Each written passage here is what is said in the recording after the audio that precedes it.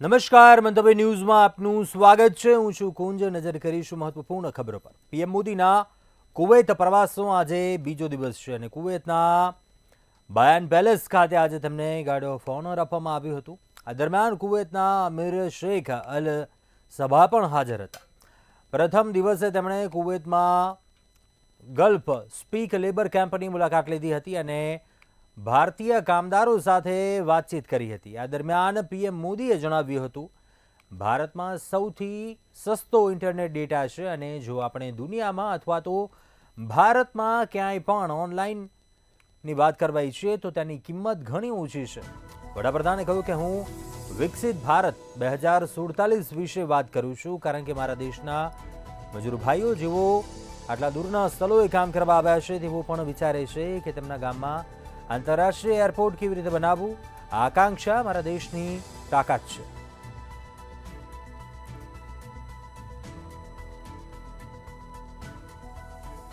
देखिए, मैं दिन भर सोचता रहता हूं कि मेरा किसान कितनी मेहनत करता है अपने खेत में, हमारा श्रमिक कितनी मेहनत करता है. रात को कभी आप ट्रेन से उतरे, एयरपोर्ट से उतरे, कितनी ठंड होगी, लेकिन एक ऑटो रिक्शा वाला आ जाएगा, साहब बताइए कहाँ पहुंचा दूं. जब ये सब मेहनत करते मैं देखता हूं तो मुझे लगता है कि मुझे भी अगर वो 10 घंटे काम करते हैं तो मुझे 11 घंटे करना चाहिए. अगर वो 11 घंटे काम करते हैं तो मुझे 12 घंटे करना चाहिए. और दूसरी बात है, आप मेहनत अपने परिवार के लिए करते हैं कि नहीं करते हैं? जी सर. करते हैं ना? जी सर. आपके परिवार में कितने मेंबर हैं? हाँ, 5, 7, 10 बराबर. जी सर. तो आप 5 घंटे, 6 घंटे, 7 घंटे काम करोगे तो चलेगा. मैं भी मेरे परिवार के लिए काम करता हूं. मेरे परिवार में 140 करोड़ लोग हैं, तो मुझे जरा ज्यादा काम करना पड़ता है. વડાપ્રધાન નરેન્દ્ર મોદી 2 દિવસીય કુવૈતના પ્રવાસે છે, ત્યારે કુવૈતમાં વડાપ્રધાન નરેન્દ્ર મોદીને તેમના સર્વોચ્ચ સન્માન ધ ઓર્ડર ઓફ મુબારક અલ કબીરથી સન્માનિત કરવામાં આવ્યા. આ કોઈ દેશ દ્વારા વડાપ્રધાન મોદીને આપવામાં આવેલું આ 20મું આંતરરાષ્ટ્રીય સન્માન છે. ધ ઓર્ડર ઓફ મુબારક અલ કબીર કુવૈતનો નાઇટહુડ ઓર્ડર છે. આ ઓર્ડર રાજ્યના વડાઓ અને વિદેશી વડાઓને વિદેશી શાહી પરિવારોના સભ્યોને મિત્રતાના પ્રતીક તરીકે આપવામાં આવે છે. આ અગાઉ બિલ ક્લિન્ટન, પ્રિન્સ ચાર્લ્સ અને જ્યોર્જ બુશ જેવા વિદેશી નેતાઓને એનાયત કરાઈ ચૂક્યું છે.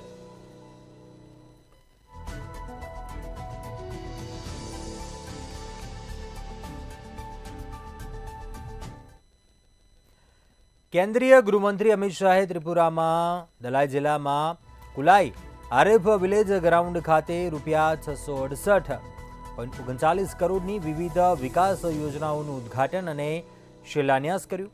આ દરમિયાન તેમણે કોંગ્રેસ પર આકરા પ્રહારો કર્યા. તેમણે કહ્યું કે બ્રુ રિયાંગ સમુદાયના લોકો ખૂબ જ પ્રતિકૂળ પરિસ્થિતિમાં જીવી રહ્યા છે. તેમની પાસે પાણી, વીજળી કે શૌચાલયની સુવિધા ન હતી.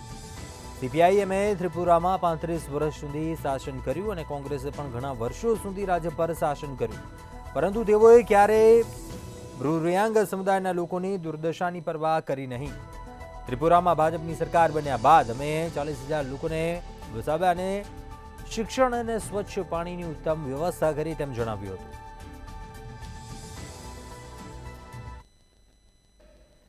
पशु से भी बदतर जीवन हमारा ब्रू रियांग भाई बहन जी रहे थे. एक बड़े शेड के अंदर अनेकों परिवार एक साथ रहते थे. ना शुद्ध पीने का पानी था, ना बिजली थी, ना शौचालय टॉयलेट की व्यवस्था थी, ना प्राथमिक शिक्षा थी, ना रोजगारी थी, ना स्वास्थ्य की कोई सुविधाएं थी. अपने आप को गरीबों का मसीहा कहलाने वाले एक कम्युनिस्ट लाल भाई 35 साल तक यहां शासन किए. कांग्रेस पार्टी ने भी सबसे ज्यादा समय शासन किया, मगर ब्रू रियांग का दर्द नहीं दिखाई पड़ा। जब त्रिपुरा में परिवर्तन हुआ, भाजपा सरकार बनी, विप्लव देव इसके मुख्यमंत्री बने और भाजपा की केंद्र में भी सरकार थी, एक एग्रीमेंट हुआ और 40,000 लोगों के बसने की व्यवस्था, इनकी रोजगारी की व्यवस्था, स्वास्थ्य की व्यवस्था, शिक्षा की व्यवस्था, शुद्ध पानी, शौचालय और महिलाओं के लिए कोऑपरेटिव की व्यवस्था करने का काम हुआ। उत्तर प्रदेशना बरेली जिल्ला कोर्टे जाति गणतरी पर निवेदन आपवा बदल लोकसभाમાં વિપક્ષ નેતા અને કોંગ્રેસ સાંસદ રાહુલ ગાંધીને નોટિસ પાઠવી છે। અરજદાર પંકજ પાઠકે અરજીમાં જણાવ્યું કે એમને લાગે છે કે ચૂંટણી દરમિયાન જાતિ ગણતરી પર રાહુલ ગાંધી દ્વારા આપવામાં આવેલા નિવેદનો દેશમાં ગૃહ યુદ્ધ શરૂ કરાવી શકે છે।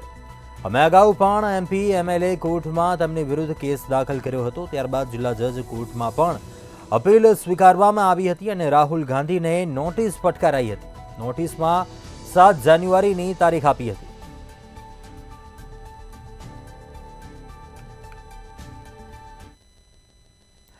उत्तर प्रदेशना संभलमां सतत नवा नवा खुलासा थई रह्या छे। आ दरमियान चंदोसीमां महसूल विभागे एक जमीननुं खोदकाम कर्युं तो तेनी नीचेथी विशाळ वाव मळी आवी हती। जोईशुं आ खास रिपोर्ट। उत्तर प्रदेशना संभलमां थयो नवो खुलासो। चंदोसीमां महसूल विभागनुं खोदकाम करता मळी आवी विशाळ वाव। वाव माटीना ढगलामां दबाई गई हती। मंदिर बाद हवे 250 फूट ऊंडी वाव मळी। माटी हटावी नक्शाने आधारे थशे तपास। उत्तर प्रदेशना संभलमां सतत नवा नवा खुलासा थई रह्या छे। आ दरमियान चंदोसीमां महसूल विभागे एक जमीननुं खोदकाम कर्युं तो तेनी नीचेथी विशाळ वाव मळी आवी हती। हकीकतमां चंदोसीनो लक्ष्मणगंज विस्तार 1857 पहेला हिंदू बहुमती धरावतो हतो। અહીં સૈની સમાજના લોકો રહેતા હતા, પરંતુ હવે અહીં મુસ્લિમ વસ્તી વધારે સંખ્યામાં છે। સંભલમાં 46 વર્ષ જૂનું મંદિર મળ્યા બાદ ડીએમને એક ફરિયાદપત્ર આપવામાં આવ્યો હતો, જેમાં કહેવામાં આવ્યું કે લક્ષ્મણગંજમાં પહેલા બિલારીની રાણીની વાવ હતી। ત્યારબાદ ડીએમએ તપાસનો આદેશ આપ્યો હતો। શનિવારે મહેસૂલ વિભાગથી નાયબ મામલતદાર ધીરેન્દ્રસિંહ વિસ્તારના નકશાની સાથે ત્યાં પહોંચ્યા।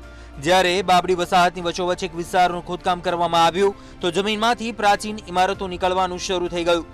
નાયબ મામલતદારે જણાવ્યું કે ખોદકામ દરમિયાન 2 માળની ઇમારત જોવા મળી। વાવ સિવાય કૂવો અને તળાવ પણ રેકોર્ડમાં નોંધાયેલો છે। અહીં એક ટનલ પણ નીકળી શકે છે। અધિકારીના જણાવ્યા પ્રમાણે આ વાવ ખૂબ વિશાળ દેખાઈ રહી છે, જે માટીના ઢગલામાં દબાઈ ગઈ હતી। હવે માટી દૂર કરીને તપાસ કરવામાં આવી રહી છે। આગળ પણ નકશાને આધારે તપાસ કરવામાં આવશે। कल जन सुनवाई के अंदर जो समाधान दिवस था शनिवार का, उस दिन भी ये प्रकरण आया और उससे पूर्व में भी हमें संज्ञान में आया। इसीलिए जो नगर पालिका की टीम है उससे जो ऊपर की मिट्टी है वो हटवा रहे हैं और धीरे धीरे मिट्टी निकाल रहे हैं ताकि इसके स्ट्रक्चर को किसी भी प्रकार की कोई हानि न हो। वर्तमान में 210 वर्ग मीटर एरिया ही इसका बैठ रहा है। शेष जो क्षेत्रफल है इसका कब्जे में है, जिस अतिक्रमण को मुक्ति की कार्रवाई जो ड्यू प्रोसेस फॉलो करके करेंगे। अब मैं तो नहीं बता पाऊंगा, लेकिन हो सकता है कम से कम 150-150 वर्ष पुरानी। बांके बिहारी का मंदिर लगभग 150 वर्ष पुराना बताते हैं। कल जन सुनवाई के अंदर यह भी समस्या आई थी और हमने जो लोग पहले पूजा करते थे उनको अनुरोध किया है कि आप सब लोग आइए और इसका जीर्णोद्धार करेंगे। जो आसपास का एरिया है वो कुछ एनक्रोच्ड है, उसको हम एनक्रोचमेंट फ्री कर देंगे और जो शेष जो मंदिर है उसको रिवाइव करेंगे। वली संभलमां भारतीय पुरातत्व विभागनी टीमे शनिवारे कल्की मंदिर पहोंची हती। संभलमां एएसआई टीम द्वारा 5 अलग अलग लोकेशननो सर्वे करवामां આવ્યો, જેમાં 19 કુવા અને 5 તીર્થ શામેલ હતા। એએસઆઈની ટીમે સંભલના કલ્કી મંદિરમાં સ્થિત પ્રાચીન કૃષ્ણકૂપનો સર્વે કર્યો। આ સિવાય મંદિરની અંદર જઈને પણ મંદિરના પૂજારી સાથે સર્વે કરવામાં આવ્યો। ટીમે મંદિરની અંદર બનેલા ગુંબજનો ફોટો કર્યો ક્લિક। સ્થાનિક તંત્ર દ્વારા સુરક્ષાને કારણે ચૂપચાપ સર્વે કરવામાં આવ્યો હતો। આ પહેલા પણ એએસઆઈની ટીમ સંભાલના લાડમસરાય સ્થિત મંદિરમાં એક પ્રાચીન ઇમારતથી નીકળેલા એક પથ્થરનો સર્વે કરતા કેમેરામાં કેદ થઈ હતી। Bureau report, Mantavya news. હૈદરાબાદમાં અભિનેતા અલ્લુ અર્જુનના જ્યુબલી હિલ્સ ઘરની બહાર કેટલાક અજાણ્યા લોકોએ પથ્થરમારો કર્યો હોવાની ઘટના બની. આ કેસમાં જેએસી નેતાઓ ઉપર તોડફોડ કર્યા હોવાનો આરોપ છે અને પોલીસે કેટલાક લોકોની અટકાયત પણ કરી છે. આ મામલે હૈદરાબાદ પોલીસનું નિવેદન પણ સામે આવ્યું છે. જ્યુબલી હિલ્સ પોલીસ સ્ટેશનના જણાવ્યા પ્રમાણે ઉસ્માનિયા યુનિવર્સિટી સાથે સંકળાયેલી સમિતિ જેએસીના 8 સભ્યોએ અહીં હુમલો કર્યો હતો. જો કે આ મામલે હજી સુધી કોઈ એવી ફરિયાદ નથી નોંધાઈ, પરંતુ શું બનાવ બન્યો હતો જોઈશું આ ખાસ રિપોર્ટમાં. અલ્લુ અર્જુનના ઘરે મોટી બબાલ, અભિનેતાના ઘર પર હુમલાની ઘટના, થિયેટર કાંડ બાદ આફત અપાર, જીએસી નેતાઓ પર તોડફોડનો આરોપ. પ્રસિદ્ધિ બાદ પણ આફત પીછો છોડતી નથી તે વાત અલ્લુ અર્જુનના કેસમાં સાચી પુરવાર થઈ રહી છે. થિયેટર કાંડ બાદ અલ્લુ અર્જુનની આફત વધી છે. ફરી એકવાર અલ્લુ અર્જુન સંબંધિત નેગેટિવ ઘટના બની. ઓસ્માનિયા યુનિવર્સિટી જોઈન્ટ એક્શન કમિટી જેએસીના સભ્યોએ સાંજે ફિલ્મ અભિનેતા અલ્લુ અર્જુનના ઘરે વિરોધ કર્યો હતો. જેએસી નેતાઓની માંગણી છે કે અલ્લુ અર્જુને મહિલાના પરિવારને 1 કરોડ રૂપિયાની સહાયની રકમ આપવી જોઈએ અને પરિવારને શક્ય તમામ મદદ કરવી જોઈએ. ઓસ્માનિયા યુનિવર્સિટીના માણસોએ અલ્લુ અર્જુનના ઘર પર પથ્થરમારો કર્યા હોવાનું કહેવાય રહ્યું છે. ઉલ્લેખનીય છે કે પ્રદર્શનકારીઓએ અભિનેતાના ઘરની બહાર સૂત્રોચ્ચાર કર્યા, તેમની માંગણીઓ માટે દબાણ કરવાનો પ્રયાસ કર્યો. પોલીસે તાત્કાલિક કાર્યવાહી કરીને જેએસીના નેતાઓને કસ્ટડીમાં લીધા હતા. આ ઘટના સમયે અલ્લુ અર્જુન તેના ઘરે હાજર ન હતો. પોલીસે પરિસ્થિતિને કાબૂમાં લેવા માટે સુરક્ષા વધારી છે અને દેખાવકારોને શાંત કરવાનો પ્રયાસ કર્યો છે. આ દરમિયાન અલ્લુ અર્જુને ચાહકોને સાવચેત રહેવાની ચેતવણી આપીને વાંધાજનક શબ્દો કે ભાષાનો ઉપયોગ ન કરવાની તાકીદ કરી હતી. ઉલ્લેખનીય છે કે ગઈકાલે એક પ્રેસ કોન્ફરન્સમાં અલ્લુ અર્જુને જણાવ્યું હતું કે તે હૈદરાબાદના સંધ્યા થિયેટરમાં થયેલા અકસ્માતથી દુઃખી છે. આ પ્રેસ કોન્ફરન્સમાં દુર્ઘટના અંગે શોક વ્યક્ત કરતા અલ્લુએ જણાવ્યું હતું કે તે એક અકસ્માત હતો અને હું પરિવાર સાથે સહાનુભૂતિ વ્યક્ત કરું છું. હું કોઈને દોષ આપવા નથી માંગતો. ઘણી બધી ખોટી માહિતી ફેલાવવામાં આવી રહી છે. તેણે એમ પણ જણાવ્યું હતું કે જે પણ થયું છે તેના માટે હું ફરી માફી માંગુ છું. કોઈ રોડ શો ન હતો. આ અંગે ખોટી માહિતી ફેલાવવામાં આવી રહી છે. Bureau report, Mantavya news. આગળ વાત કરીએ આસામની. હિમંતા બિસ્વા શર્મા સરકાર બાળ લગ્ન સામે કડક કાર્યવાહી કરી રહી છે. બાળ લગ્ન સામે શરૂ કરાયેલા અભિયાનના ભાગરૂપે આસામ પોલીસે શનિવારે રાત્રિએ 416 લોકોની ધરપકડ કરી અને 335 કેસ નોંધ્યા હતા. ધરપકડ કરાયેલા લોકોને આજે કોર્ટમાં રજૂ કરવામાં આવ્યા હતા. ત્યારે બાળ લગ્નને લઈને મુખ્યમંત્રી હિમંતા બિસ્વા શર્માએ સોશિયલ મીડિયા પ્લેટફોર્મ એક્સ પર પોસ્ટ કર્યું હતું. લખ્યું કે આસામ બાળ લગ્ન સામેની લડાઈ ચાલુ રાખીશું. ગઈકાલે રાત્રે શરૂ કરવામાં આવેલા ઓપરેશનના 3જા તબક્કામાં 416ની ધરપકડ કરવામાં આવી હતી અને 335 કેસ નોંધાયા હતા. અમે આ સામાજિક દૂષણને ખતમ કરવા માટે સાહસિક પગલાં લેવાનું ચાલુ રાખીશું. ઉલ્લેખનીય છે કે 17 જુલાઈના રોજ વિશ્વ આંતરરાષ્ટ્રીય ન્યાય દિવસના રોજ જાહેર કરાયેલા એક અહેવાલમાં જણાવાયું કે બાળ લગ્નના કેસોમાં કાનૂની હસ્તક્ષેપ પર આસામ સરકારનો ભાર હવે દેશના બાકીના ભાગો માટે રોલ મોડેલ બની ગયો છે. આસામ સરકારની આ કાયદાકીય વ્યૂહરચનાથી વર્ષ 2021-22 અને 2023-24 વચ્ચે રાજ્યના 20 જિલ્લાઓમાં બાળ લગ્નમાં 81% ઘટાડો થયો છે.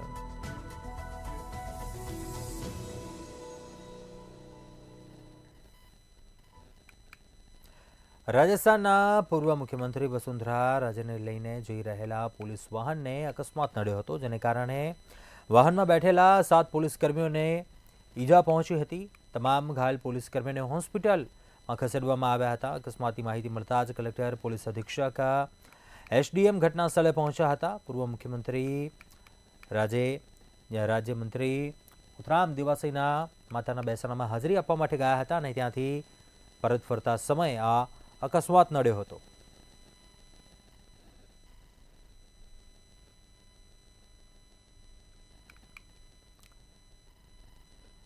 પ્રયાગરાજ શહેર 13 જાન્યુઆરીથી 26 ફેબ્રુઆરી 2025 સુધી મહાકુંભ મેળા 2025નું આયોજન કરવામાં આવનાર છે. ત્યારે તેને લઈને તૈયારીઓ શરૂ થઈ ગઈ છે. ત્યારે પેશવાઈ શોભાયાત્રાનું પણ મહાકુંભ મેળામાં ખૂબ જ મહત્વપૂર્ણ છે, જેને લઈને પેશવાઈ શોભાયાત્રાની તૈયારીઓ શરૂ કરી દેવાઈ છે. પેશવાઈ શોભાયાત્રા એક સરઘસ છે, જેમાં વિવિધ અખાડાઓના સાધુઓ રાજવી કુંભનગરીમાં પ્રવેશ કરે છે. આ એક ઐતિહાસિક પરંપરા છે જે સદીઓથી ચાલી આવે છે.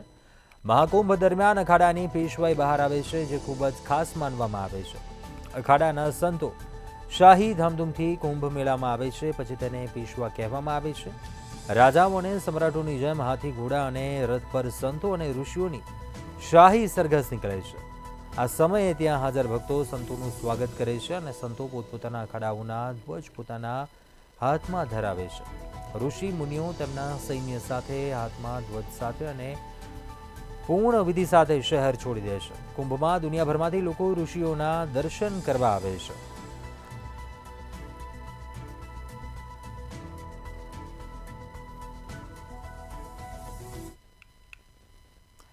દિલ્હી પોલીસે ક્રિકેટ સટ્ટાબાજીના એક મોટા રેકેટનો પર્દાફાશ કર્યો છે. દિલ્હી પોલીસની ક્રાઇમ બ્રાન્ચે વિવિધ રાજ્યોમાંથી 10 આરોપીઓની ધરપકડ કરી છે. આ ગેંગના સભ્યો અલગ અલગ રાજ્યોમાં સક્રિય હતા. આરોપીઓ ઓનલાઈન સટ્ટાબાજી માટે એક વેબસાઇટ પર માસ્ટર આઈડી બનાવ્યું હતું. ધરપકડ કરાયેલા આરોપીઓ દિલ્હી, યુપી અને રાજસ્થાનના છે. તેમની પાસેથી 5 લેપટોપ, 24 મોબાઈલ ફોન અને એક LED ટીવી સહિત ઘણી વસ્તુઓ જપ્ત કરાઈ છે. પોલીસના જણાવ્યા પ્રમાણે બુકીઓનું આ રેકેટ 1 વર્ષથી ચાલતું હતું. પોલીસ તપાસમાં સામે આવ્યું કે બિગ બેશ લીગની 7મી T20 ક્રિકેટ મેચ સવારે 10:30 વાગે હોબાર્ટ હરિકેન્સ અને પર્થ સ્કોચર્સ વચ્ચે રમાઈ હતી અને આ ટોળકીએ આ મેચ પર સટ્ટો રમાડ્યો હતો. આ મામલે દિલ્હી પોલીસની ક્રાઇમ બ્રાન્ચે કાયદાની યોગ્ય કલમો હેઠળ કેસ નોંધીને તપાસ શરૂ કરી છે.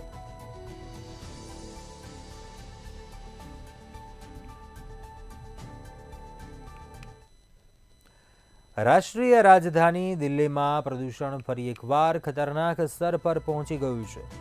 સામાન્ય લોકો માટે શ્વાસ લેવાનું પણ મુશ્કેલ બની ગયું છે. લોકોને માસ્ક પહેરીને ઘરની બહાર નીકળવાની ફરજ પડી છે. પ્રદૂષણની સાથે દિલ્હીના લોકોને ઠંડીનો માર પણ સહન કરવો પડે છે. આજે સવારે પણ દિલ્હીમાં ધુમ્મસ હતું. સેન્ટ્રલ પોલ્યુશન એન્ડ કંટ્રોલ બોર્ડના જણાવ્યા પ્રમાણે આજે સવારે રાજધાની દિલ્હીના ઘણા વિસ્તારોમાં એર ક્વોલિટી ઇન્ડેક્સ 400થી ઉપર નોંધાયો. અલીપુરમાં AQI 407, આનંદ વિહારમાં 423, અશોક વિહારમાં 428, આયાનગરમાં 339, બવાનામાં 430, મથુરા રોડમાં 391, દ્વારકામાં 352 AQI નોંધાયો. જણાવી દઈએ કે જો કોઈ વિસ્તારનું AQI 0 થી 50 વચ્ચે રહે છે તો તેની સારી હવાની ગુણવત્તા કહેવાય છે. જો કોઈ સ્થળનું AQI 201 થી 300 ની વચ્ચે હોય તો તે વિસ્તારનું AQI ખરાબ ગણવામાં આવે છે અને 401 થી 500 ની વચ્ચેનો AQI ખૂબ જ ગંભીર માનવામાં આવે છે. દિલ્હીની હવાની ગુણવત્તા સતત ચિંતાનો વિષય બની રહી છે, જે પવનની ઝડપ ઘટવાને કારણે શિયાળા દરમિયાન વધુ ગંભીર બની જાય છે.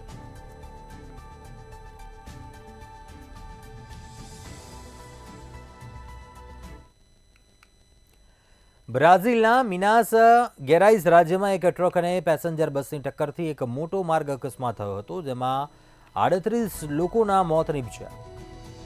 ઘટનાના કારણ વિશે વાત કરીએ તો બસનું ટાયર ફાટવાને કારણે ડ્રાઈવરે નિયંત્રણ ગુમાવ્યું હતું, જેને કારણે બસ જે ટ્રક સાથે ટકરાઈ હતી અને આ ઘણા લોકો ઘાયલ પણ થયા.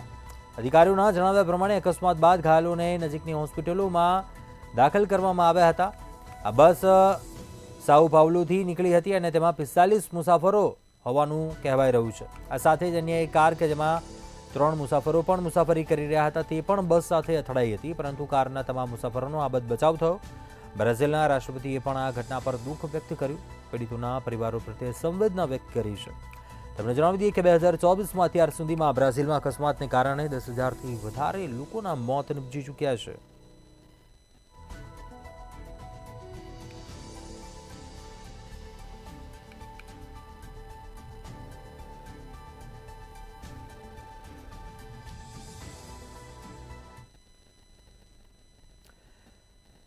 જર્મની બાદ હવે નાઇજીરિયામાં માતમ છવાયો છે. જી હા, આવી જ કંઈક ઘટના નાઇજીરિયામાં બની. અહીં તહેવારની ઉજવણીમાં 2 કાર્યક્રમ દરમિયાન દાન તેમજ ખાદ્ય સામગ્રીનું વિતરણ કરતી વખતે નાસભાગ મચી હતી.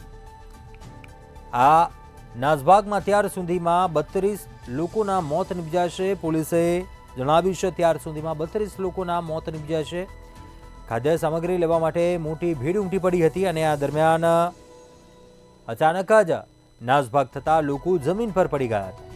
21 ડિસેમ્બરે જર્મનીમાં ક્રિસમસ સેલિબ્રેશન દરમિયાન મોટી દુર્ઘટનામાં 5 લોકોના મોત નીપજ્યા હતા, જેમાં 7 ભારતીયો સહિત 200થી વધુ લોકો ઇજાગ્રસ્ત થયા હતા. અને હવે નાઇજીરિયામાં ઘટના બની કે જેમાં 32 લોકો મોતને ભેટ્યા.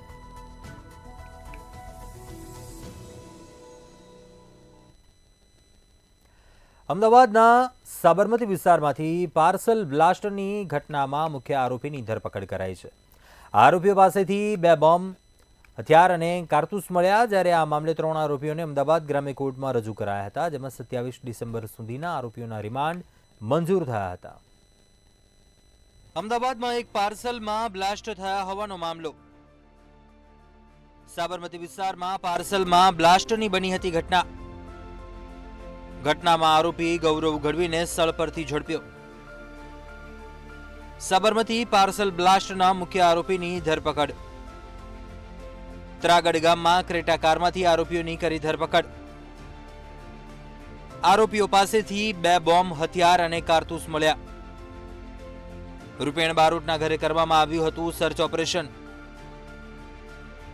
સર્ચ દરમિયાન ઘરમાંથી બોમ્બ બનાવાયા હોવાની સામગ્રી મળી. અમદાવાદના સાબરમતી વિસ્તારમાં શિવમ રો હાઉસમાં શનિવારે એક પાર્સલમાં બ્લાસ્ટનો મામલો સામે આવ્યો, ત્યારે આ ઘટનામાં 2 લોકો ઇજાગ્રસ્ત થયા હતા. બનાવની જાણ થતાં જ પોલીસ ઘટના સ્થળે દોડી આવી અને આરોપી ગૌરવ ગઢવી સ્થળ પરથી પકડી પાડવામાં આવ્યો હતો. જ્યારે આ મામલે વધુ તપાસ દરમિયાન ઝોન 2 એલસીબીએ મુખ્ય આરોપી રૂપેણ અને રોહનની ધરપકડ કરી છે. ત્રાગડ વિસ્તારમાં બંને આરોપીઓની ક્રેટા કારમાંથી ધરપકડ કરાઈ હતી. મુખ્ય આરોપી હતા, એને પકડવા માટે જુદી જુદી ટીમો બનાવી અને એ ટીમ બનાવી અને એને પકડવા માટે કાર્યવાહી કરતા ગઈકાલે રાતે એ આપણને બંનેને પકડી લીધેલા છે. જ્યારે એમને પકડવામાં આવ્યા ત્યારે એમની પાસે એક કાર હતી અને કારની અંદર 2 જીવતા બોમ્બ તથા એક એમની પાસેથી દેશી તમંચો, જે હાથ બનાવટનો, જે રીપેને જાતે બનાવેલો હતો. બંને બોમ્બ પણ જાતે બનાવેલા હતા. બોમ્બ બંને લાઈવ હતા અને એ બીડીડીએસ અને એફએસએલની ટીમની મદદથી 3 કલાક જેટલી મહેનત બાદ આ લાઈવ બોમ્બને અમે એને નિષ્ક્રિય કરેલ છે અને બંનેની ધરપકડ કરેલ. અમદાવાદ ક્રાઇમ બ્રાન્ચની ટીમ દ્વારા આરોપી રૂપેણ બારોટના ઘરે સર્ચ ઓપરેશન કરવામાં આવ્યું. આ દરમિયાન તેના ઘરમાંથી બોમ્બ બનાવવાની સામગ્રી મળી આવી હતી. ઘરમાંથી 3 દેશી કટ્ટા પણ મળી આવ્યા હતા. રૂપેણ બારોટે પોતાના ઘરમાં જ બોમ્બ બનાવ્યો હોવાની શક્યતા છે. ઘરમાંથી પોલીસને બોમ્બ બનાવવા માટેના નાઇટ્રેટ, બ્લેડ, છરા, કિલ્લા, તીક્ષ્ણ હથિયાર, 12 વોલ્ટની બેટરી મળી આવી છે. દેશી હથિયાર બનાવવાની gas cutter, lathe machine, welding ટૂલ્સનો ઉપયોગ કરી દેશી બોમ્બ બનાવ્યા હોવાની વિગતો જાણવા મળી. Bureau report, Mantavya news. અમદાવાદના ઉસ્માનપુર આઈએમસી ખાતે એમપી એમએલએની સંકલન સમિતિની બેઠક મળી હતી. આ બેઠકમાં એલિસબ્રિજના ધારાસભ્ય અમિત શાહને ગુસ્સો આવ્યો હતો. એલિસબ્રિજના ધારાસભ્ય અમિત શાહે અધિકારીઓને ખખડાવ્યા હતા. અધિકારીઓ પાસે માહિતી ન હોય તો કાઢી મૂકવાની કમિશનરે રજૂઆત કરી હતી. જમાલપુર કાચની મસ્જિદ નજીક આવેલી મ્યુનિસિપલ ઉર્દુ સ્કૂલની જગ્યામાં કોમ્પ્લેક્સ બનાવવામાં આવ્યું છે અને બેઠકમાં મ્યુનિસિપલ સ્કૂલની જગ્યામાં દુકાનો બની ગઈ છે કે કેમ એ અંગે શાસન અધિકારીને પૂછવામાં આવ્યું હતું. અધિકારીને શાળા બંધ હોવાનો જવાબ આપતા ધારાસભ્યએ ગુસ્સામાં કહ્યું હતું કે અમને ખબર જ નથી કે ત્યાં શોપિંગ સેન્ટર બની ગયું છે, તેમને કાઢી મૂકવા જોઈએ. કે જમાલપુર વિસ્તારમાં મ્યુનિસિપલ શાળા નંબર 3-4માં શાળા પડી ગયા બાદ રિપેર થયા બાદ બાળકો આવ્યા, નજીકમાં નવી સ્કૂલ બની એટલે બાળકો બીજી જગ્યાએ ગયા. આ આખી સ્કૂલ તોડીને એની પર શોપિંગ સેન્ટર બનાવી દેવામાં આવ્યું છે. સ્કૂલ બોર્ડના શાસનાધિકારીને અત્યારે મિટિંગમાં પૂછતા કે સ્કૂલ બંધ છે. મેં કમિશનરને કહ્યું કે આને કાઢી મૂકવો જોઈએ, કારણ કે મ્યુનિસિપલ શાળાઓ પર જો શોપિંગ સેન્ટર બની ગયું હોય તો જો શાસનાધિકારીને ખબર ના હોય, લોકોની નાની બાબતમાં લોકોના ઓટલા અને ગેલેરી તોડતી અમદાવાદ મ્યુનિસિપલ કોર્પોરેશન પોતાની મિલકત ના સાચવી શકતી હોય તે બધા અધિકારીને કાઢી મૂકવો. અત્યારે હાલ બુલેટિનમાં બસ આટલું. વધુ સમાચાર માટે આપ જોતા રહો મંતવ્ય ન્યૂઝ. નમસ્કાર.